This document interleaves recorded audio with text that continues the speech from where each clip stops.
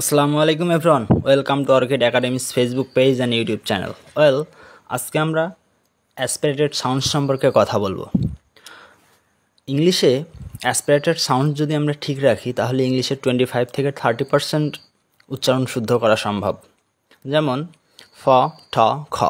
তাহলে এই সাউন্ডস তিনটার নাম হচ্ছে ফ, ঠ, খ।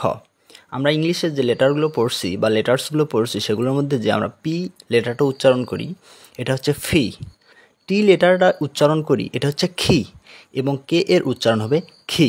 তাহলে ফি, ঠি, খি।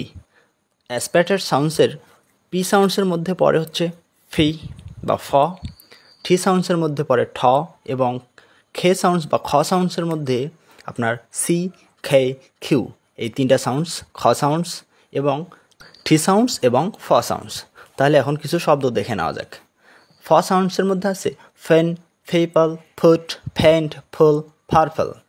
ঠ সাউন্ডসের মধ্যে এই শব্দগুলো হচ্ছে টিচা, টোল্ড, টপিক, টেনশন, টেম, টিথ। এবং খ সাউন্ডসের মধ্যে পড়ে খেক, খার্লি, কর্নার, খেং, খুইন, খেপ। সো আমরা যদি এই শব্দগুলো একটু মাথায় রেখে উচ্চারণ করে চেষ্টা করি তাহলে নেটিভদের মতো আমরা ইংলিশে কথা বলতে পারবো। আজ থেকে আমরা যখনই এই তিন ধরনের অ্যাসপিরেটেড সাউন্ডস পাবো সেখানে আমরা ফি, টি, খে অর্থাৎ ফ, ঠ, খ এই তিনটা সাউন্ডস উচ্চারণ করব। ধন্যবাদ সবাইকে।